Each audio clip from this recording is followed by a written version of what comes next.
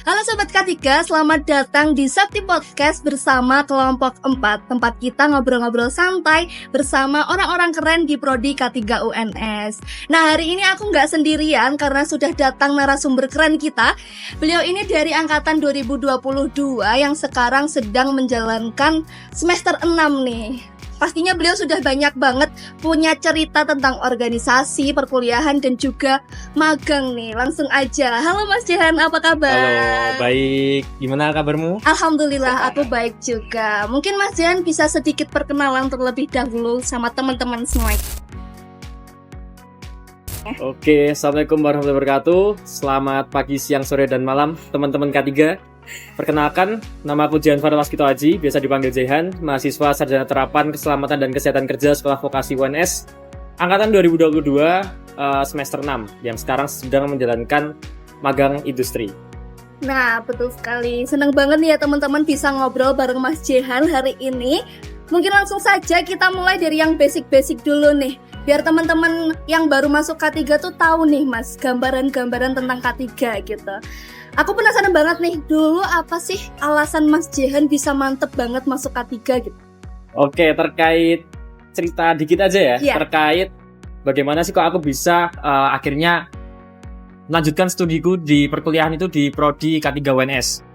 Itu yang pertama dikarenakan K3 ini untuk jenjang kedepannya, apalagi kita kan di D4 ya, itu terkait dengan prospek K3-nya, prospek pekerjaan itu sangat luas. K3 itu bisa ke manufaktur, konstruksi, pertambangan, migas, rumah sakit, dan lain sebagainya. Dan itu didukung waktu angkatanku, itu kalau nggak salah dari segi Prodi Saintek, itu K3 masih berada di 10 besar program studi terketat. Bahkan sampai tahun ini, 2025, yang saya tahu di SNBP ya kalau nggak salah ya, 5.500 pendaftar, tapi kuota kita hanya di 36. Iya, di 36. Itu membuktikan bahwasannya Prodi K3 ini memang memiliki kualitas daripada perkuliahan yang ada di dalamnya seperti itu. Nah, hal itu yang menyebabkan saya tertarik. Aku tertarik buat daftar K3 dan alhamdulillah waktu itu daftar SBMPTN dan K3 aku kasih di pilihan pertama. Alhamdulillah ternyata jodohnya sama K3 lah. Oke, betul banget. Kayak sudah menjalankan perkuliahan dari semester 1 sampai 6 ini kan tadi Mas Jehan sudah membayangkan ya K3 itu mau ke sini, mau ke sana kayak gitu. Itu bisa nggak sih K3 ini memenuhi ekspektasi Mas Jehan di awal? Dulu waktu awal-awal masuk itu jujur masih banyak minder ya terkait magang, terutama magang ya. Kan masih lama juga ya. Aku lulus masih tahun depan. Nah, terkait magang dulu, karena kebanyakan teman-teman itu magang di sektor manufaktur, di sektor konstruksi. Sedangkan aku pribadi itu pengen magang itu di sektor migas atau tambang. Itu dari awal. Tapi jujur aja, aku nggak punya keluarga atau nggak punya kerabat yang berada di sektor tersebut. Aku pun nggak punya keluarga yang berada di sektor K3. Oh iya. Tapi alhamdulillahnya, ternyata pada kenyataannya lulusan K3 UNS itu banyak tersebar di Indonesia. Dan tambang, migas itu juga banyak. Dan alhamdulillah setiap tahun, setiap periode magang, pasti setiap sektor yang ada kebutuhan K3 itu pasti terpenuhi daripada mahasiswa UNS yang magang di sana. Berarti kayak tidak disangka-sangka aja gitu ya mungkin? Ya alhamdulillah ada jalannya lah. Oh iya, betul banget. Dan dari sekian banyak mata kuliah di K3 ini ada nggak sih Mas yang bikin struggle banget di semester berapa nih kira-kira? Terkait mata kuliah yang berkesan, menurutku pribadi kalau dari segi mata kuliah nggak ada ya. Kalau dari segi semester yang paling berkesan itu ya semester 3 sih. Oh, iya. Karena di semester 3 itu mata kuliah itu, terutama yang K3 ya, itu udah mulai merujuk ke salah satu sektor. Kalau kita di semester 1, semester 2 kan kita itu ibaratnya dicekokin sama mata kuliah K3 umum. Hal-hal umum. Terus kalau masuk semester 3 itu nanti kita akan lebih diarahkan untuk di suatu sektor lah, kayak misal K3 pertambangan, konstruksi, manufaktur, logistik seperti itu. Dan juga fun fact aja, apalagi di semester 3 mungkin teman-teman semua ada yang relate juga. Semester 3 merupakan semester sibuk-sibuknya teman-teman ikut organisasi. Terutama kalau di semester 3 itu nanti banyak organisasi yang bisa dibilang bersilangan lah sama kegiatan kuliah kalian. Dan itu yang bikin kalau ditanya dari sisiku pribadi, semester 3 merupakan semester yang paling berkesan. Karena di situ juga IP ku turun. Tapi alhamdulillah semester 4 naik, sampai semester 5 naik. Jangan ditiru ya, kalau yang jelek jangan ditiru gitu. Oke, karena udah nyinggung-nyinggung dikit nih tentang organisasi, dan kita tahu bersama nih ya kalau Mas Jehan ini adalah seorang yang sangat aktif di organisasi maupun kepanitiaan. Mungkin Mas Jehan bisa sedikit cerita tentang organisasi apa atau kepanitiaan apa sih yang bisa mengubah pandangan Mas Jehan tuh tentang dunia perkuliahan ini? Kalau mengubah pandangan sebenarnya nggak ada. Alhamdulillah emang dari SMA dulu suka organisasi. Iya. Cuma mungkin ada sedikit perbedaan ya. Dulu itu mungkin yang membuatku lebih berani kali ya. Membuatku lebih berani itu dimulai dari maba. Itu dulu waktu awal maba baru 2 bulan ya, masuk Agustus. Itu beberapa bulan setelahnya ada program dari BEM, dari Kria BEM, namanya CIS kalau tahu. Creative Innovative School. Di CIS itu aku ikut sama beberapa teman K3, dan di situ aku ngambil kelas public speaking dengan tujuanku untuk meningkatkan skill public speakingku lah. Dan di CIS tersebut pada akhir kegiatan itu nanti akan ada namanya penghargaan, di mana dari setiap mahasiswa baru dari berbagai fakultas, berbagai prodi, itu nanti semua harus ikut turun daripada membuat penghargaan itu. Dan di situ di penghargaan itu alhamdulillah aku terpilih menjadi ketua pelaksana penghargaan, di mana dulu aku membuat acara semacam talk show di FKIP, mengundang 2 pembicara, 1 musisi, 1 emang motivator. Dan dari situlah mulai aku merasa berani untuk bicara di depan umum. Zaman SMA aku belum seberani itu sih. Setelah itu aku mencoba masuk ke divisi PSDM karena aku merasa ketika aku mengikuti kegiatan Gropalti dan KLC, aku merasa ada suatu hal yang bisa ditingkatkan daripada kegiatan ini. Maka dari itu aku mencoba masuk PSDM dan alhamdulillah keterima, dan ternyata banyak teman-teman yang mengamanahi aku untuk menjadi kahim di next periode seperti itu. Jadi itulah kayak perjalanan panjang dari awalnya kenapa Mas Jehan bisa menjadi seperti sekarang ini gitu ya. Oke, nah kalau di organisasi dan kepanitiaan tidak jauh-jauh dari time management. Nah, gimana sih cara Mas Jehan untuk memanage waktu antara perkuliahan dan juga organisasi dan kepanitiaan itu? Dari segi manage waktu, jujur aku nggak yang sebaik itu, tapi mungkin ada beberapa pesan yang bisa aku sampaikan ke teman-teman, bahwasanya jangan sampai menyesal di kemudian hari karena terlalu mementingkan organisasi. Nah itu, karena memang pada dasarnya aku tuh tipikal orang yang ketika ada tanggung jawab satu, aku nggak bisa membagi suatu hal. Jadi aku harus, gitu aku nggak yang jago seperti itu. Aku lebih ke pengen fokus ke satu hal itu selesai, baru ngerjain kegiatan lain. Satu hal tapi harus maksimal gitu. Ya? Nah itu makanya bisa dibilang nilaiku tuh nggak tinggi-tinggi banget. Nilaiku nggak tinggi banget, tapi cukup lah untuk cum laude, cukup. Alhamdulillah. Tapi dari segi memanage orang atau dari segi mengatur kelompok, itu adalah urusan yang memang harus kuprioritaskan daripada urusan individuku. Karena ketika suatu kelompok itu salah di organisasi atau aku yang salah, maka dari satu full organisasi pasti kena imbasnya. Sedangkan ketika aku individu yang salah, ya udah, itu resikoku ngikut organisasi itu, resikoku sibuk, ya seperti itu. Tapi ketika aku nggak maksimal di, ibaratnya di hima, aku nggak maksimal di himpunan mahasiswa, otomatis teman-teman staff, teman-teman kadif itu pasti kena dampak. Dan aku nggak mau teman-teman itu tanda kutip sengsara karena aku. Seperti itu.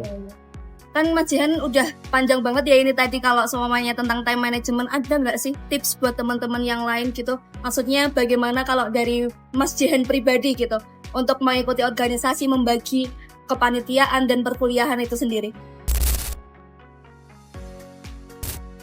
Terkait hal itu, aku bakal menyampaikan bahwasanya jangan takut menolak. Ketika teman-teman ada hal terkait organisasi dan teman-teman ada hal lain juga terkait perkuliahan, jangan segan-segan buat menolak atau apa ya, jangan gampang iyain lah gitu ya. Jangan jadi people pleaser. Jangan jadi people pleaser. Benar-benar. Karena pada dasarnya kita kesini tujuan utamanya apa? Kuliah kan. Nggak yang organisasi kan. Organisasi itu kan bonus kan sebenarnya. Betul sekali. Jadi mungkin itu pesan yang bisa aku sampaikan ke teman-teman bahwasanya jangan sampai kalian terlalu memberatkan organisasi, tapi kalian benar-benar ngelepasin perkuliahan. Iya, tetap harus balance gitu ya. Sebisa mungkin harus balance. Perkuliahan dan juga organisasi itu sendiri. Dan yang utama tetap komunikasi, nggak hanya diperbaiki dari segi sama teman-teman, mau itu yang satu organisasi atau enggak, tapi juga dari segi dosen. Karena kita kalau deket sama dosen, kita baik hubungan sama dosen, insya Allah nilai aman. Jalannya lancar aja gitu ya. Lancar. Ibaratkan dosen kan orang tua kita. Betul. Kita berbakti sama dosen suka sama kita kan gitu. Betul banget. Oke. Panjang banget ya kalau dijabarkan perjalanan organisasi dari Mas Jehan ini. Mungkin sekarang kita masuk ke segmen yang paling ditunggu-tunggu nih dari teman-teman, yaitu magang. Magang nih. Ini kan Mas Jehan baru aja menyelesaikan magang semester 6 ya Mas kalau nggak salah. Ya benar. Oke. Mungkin bisa sedikit diceritakan Mas Jehan itu di semester 6 ini tuh magang gimana dan job desk-nya tuh ngapain aja gitu. Biar teman-teman tuh terinspirasi gitu buat mengikuti jejak Mas Jehan. Amin.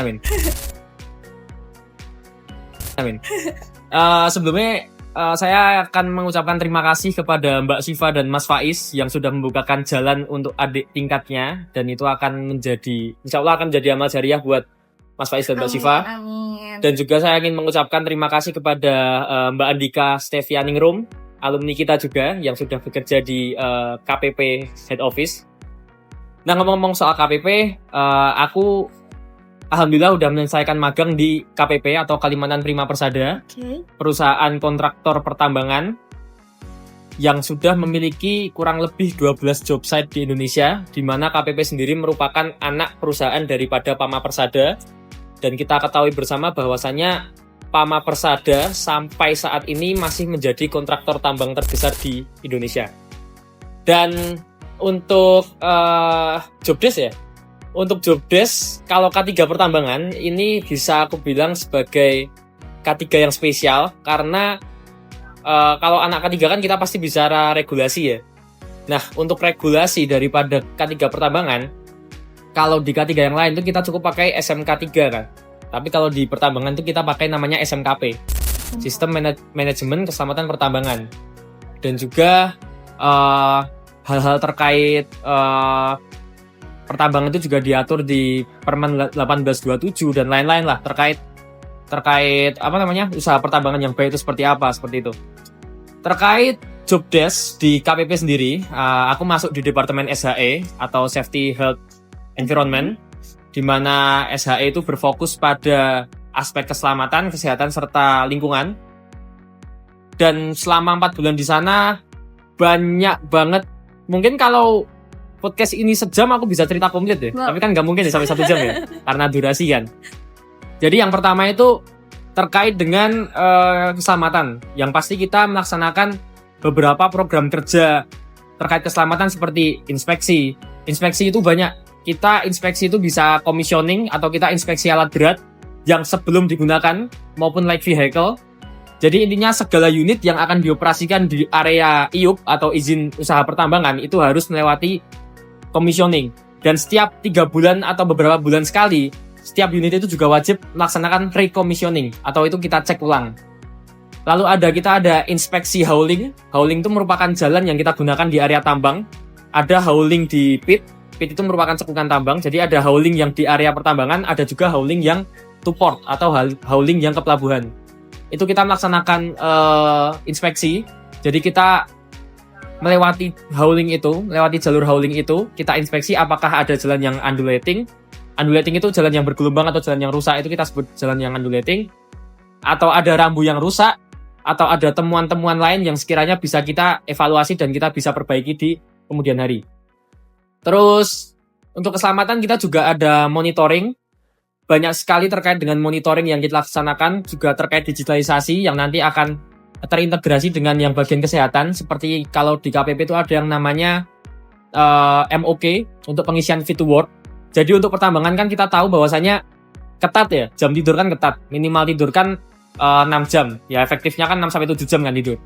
Dimana ketika pekerja itu tidur kurang dari 6 jam itu otomatis dari pihak perusahaan sudah tidak mengizinkan pekerja untuk bekerja. Tahu dari mana? Tahu dari pekerja itu saat mengisi daripada fit to work. Jadi ketika pekerja itu mengisi fit to work kondisinya tidur kurang dari 6 jam atau ada masalah atau ketika dia habis mengonsumsi obat, mereka pasti akan pending atau mereka tidak akan dipekerjakan hari itu. Seperti itu. Lalu kita juga ada medical check up, kita juga ada BMI Han. BMI itu terkait dengan body mass index. Jadi buat rekan-rekan yang ingin membentuk badan ideal, mungkin yang masih bebannya masih berlebih, itu kita juga pantau dan nanti juga akan ada rewardnya di situ. Lalu terkait enviro, ini juga sangat dominan ya di pertambangan itu. Kalau mau belajar terkait enviro ini pusatnya lah menurutku. Karena kita akan belajar benar-benar dari segi tanah, segi air, segi udara itu kita atur semua. Kalau yang pernah saya ikuti dulu yang pasti pengukuran iklim kerja lah, pengukuran iklim kerja.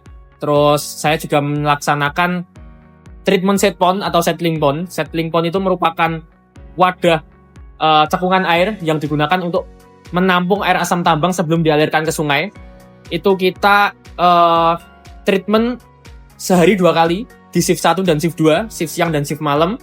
Kita treatment menggunakan chemical.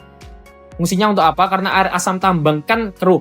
Dan itu pH-nya pH tinggi atau pH rendah, aku lupa, mohon maaf.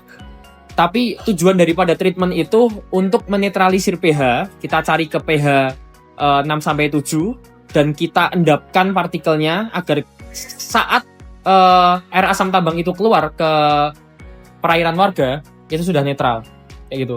Dan di KPP sendiri itu punya beberapa set pond. Ada set pond crusher. Crusher itu punya BR1, BR2, KPP ada 3. Ada set pond di disposal Krakatau, ada Krakatau Utara, Krakatau Selatan, dan ada di set pond di Semeru 04. Dan itu ketika treatment itu bisa setengah hari sendiri. Muter-muter naik LV, kita bawa chemical, kita tabur chemical, kita nanti kita ukur pH pakai pH meter, nanti kita ukur kandungan zat terlarut pakai TSS seperti itu.